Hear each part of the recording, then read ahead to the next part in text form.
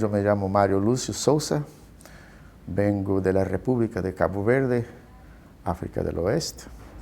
Soy escritor y músico y también fui ministro de Cultura de mi país de 2011 a 2016. Sí, bueno, yo empecé en la música muy temprano, pero con mis hermanos y fabricando nuestros propios instrumentos. Yo tuve dos etapas muy decisivas en mi vida como músico. Primero fue el grupo Abel Jassy, que yo integré en la ciudad de Praia cuando fui a estudiar. Y yo nací en Tarrafal y después fui a estudiar la ciudad. Yo tenía 15 años. Y era un grupo que hacía bailes, todos jóvenes de 15 años, el más viejo tenía 17 años. Y tocábamos músicas muy complejas. Estoy hablando de Pink Floyd. Hacíamos en el baile, tocábamos The Wall y las personas bailaban como si fuesen los slows americanos. Como Carlos Santana, mucha música brasileña, Roberto Carlos, Luis Gonzaga. Y eso nos dio, claro, Paco de Lucía, todos los grandes de la música. Me abrió un horizonte musical muy grande. Después, yo fui a Cuba a estudiar Derecho. Eso me relacionó con mis tradiciones. Y yo vi cómo los músicos cubanos trabajaban sus tradiciones. Y cuando yo volví, entonces fundé el Cementera. Fue una propuesta, éramos muchos. Yo quería empezar por un grupo coral, porque yo cantaba en el coro de la Universidad de La Habana. Y el grupo empezó. Mi propuesta estética, tanto que mi propuesta de nombre no era Cementera, se llamaba Proyecto. Había un grupo en Cuba también que se llamaba Proyecto. Y que lo que yo quería era experimentar cómo trabajar la música tradicional de Cabo Verde y de forma universal. Porque en la fecha, 1992, toda la música de Cabo Verde, música conocida, baile, era hecha con instrumentos eléctricos. Sintetizadores, guitarra eléctrica, bajo. Entonces yo volví a las raíces usando ukulele, guitarras de nylon, congas, dos saxofones, muchos instrumentos pequeños de percusión, que algunos los fabricamos nosotros, y muchas voces. Y esto sorprendió Cabo Verde, sorprendió el mundo, y hasta hoy lo continuamos haciendo. Sí, yo conocí a Pablo Milanés cuando yo era estudiante, y claro, que no es fan de Pablo Milanés, muy admirador. Y cuando pensé en un disco que procurara una identidad universal, ¿cuáles son las identidades en el planeta que se encuentran con la mía? Y empecé a ver lo que podíamos llamar de identidad criolla. Todos nosotros que somos mestizos, que tenemos una identidad síntesis y que tenemos de la cultura europea, de la cultura americana y de la cultura africana en nuestra cultura. Entonces empecé por Cuba, exactamente. Ahí grabé con Pablo Milanés, finalmente pude grabar con mi ídolo. Y también Brasil es el otro punto importante para Cabo Verde, tanto por las cosas que recibió de Cabo Verde como las cosas que nos recibimos más tarde de Brasil. Y allí, a lo largo de la historia, grabé primero con Paulinho da Viola, después con Gilberto Gil, después grabé con Milton Nascimento y más reciente con Djavan. Entonces hay un encuentro de músicos, pero también de culturas. Estamos procurando qué es lo que tenemos en común y hablar sobre los valores que representamos. Sí, es algo muy paralelo e inseparable. Yo me acuerdo, con mis 5 o 6 años, menos do que eso, escribir y cantar era un cotidiano, siempre, siempre, siempre. Y luego que empecé a hacer música un poco más profesional, aún estudiante, también escribía. Yo fui periodista a los 15 años, exactamente cuando yo entré en el grupo Abel Jassy. Y también cuando fui a estudiar a Cuba, yo escribía para un periódico cubano en Matanzas. Y después fue en Cuba que yo escribí mi primer libro de poesía, que se llama Nacimiento de un Mundo, sobre Cabo Verde, habla de las islas de Cabo Verde, pero de afuera, con una mirada más poética. Y entonces a partir de allí publiqué más 2 libros de poemas y un día se me dio por escribir novelas.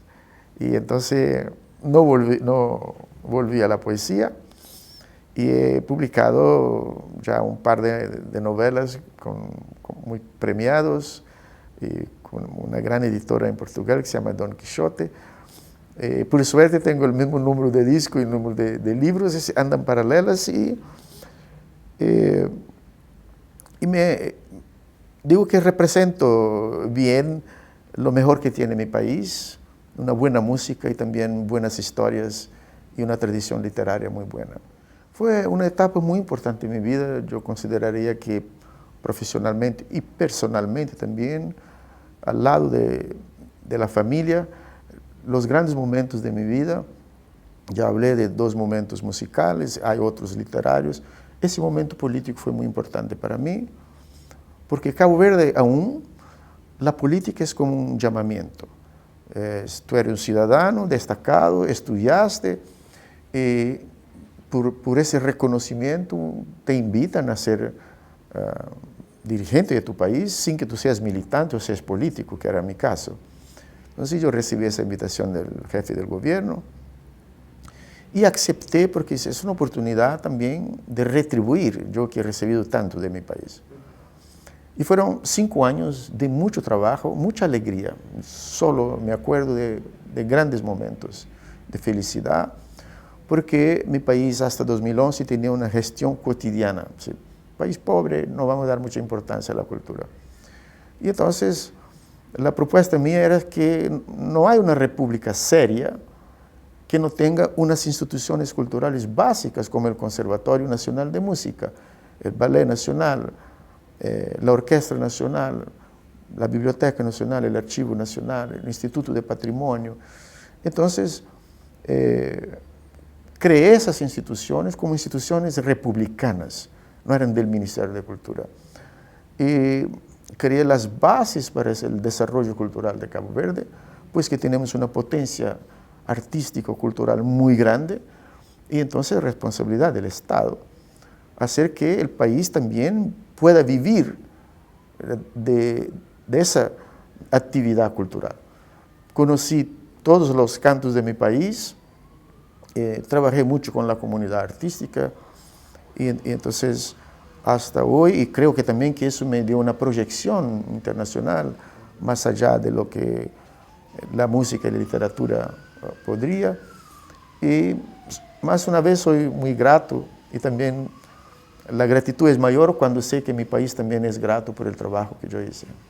Yo acabé de dar el ejemplo en mi charla, nada es perfecto, pero Cabo Verde está bien preparado y muy adelante. Les dije que en 1975, el año de la independencia de Cabo Verde, teníamos 75% de población analfabeta. Hoy tenemos 98% de población alfabetizada. Eso se empezó con un trabajo en la infancia. Cabo Verde debe ser el país del mundo con más escuelas por metro cuadrado. Muchas escuelas, buenas escuelas. Hace 3 días visité una que yo ayudo un poco también a mantener la calidad.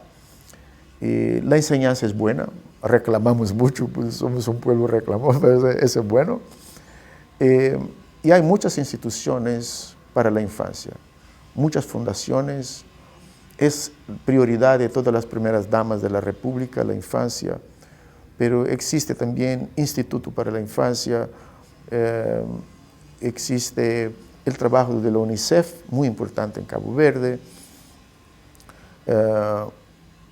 muchas leyes que protegen la infancia y las madres también,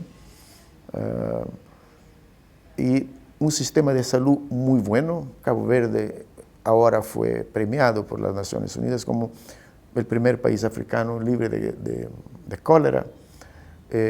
Nosotros no tenemos muchas enfermedades endémicas, fueron completamente vencidas, con vacunas, con un programa muy serio de protección de la infancia.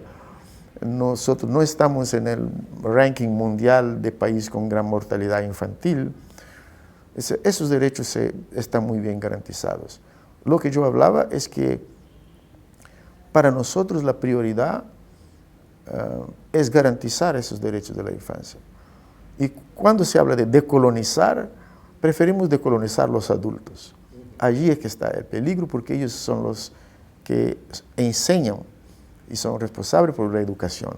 Entonces hay mucha mente colonizada todavía, y mente colonizada quiere decir que no hay un pensamiento crítico en relación a la cultura local, lo que recibimos, y entonces los niños crecen pensando que son inferiores porque no son blancos, las niñas se sienten muy tristes porque no tienen pelo como la princesa. Entonces, esas son figuras, íconos que nos legaron, y ahora es nuestra responsabilidad trabajar eso para que la humanidad entera tenga una relación de respeto por las diferencias.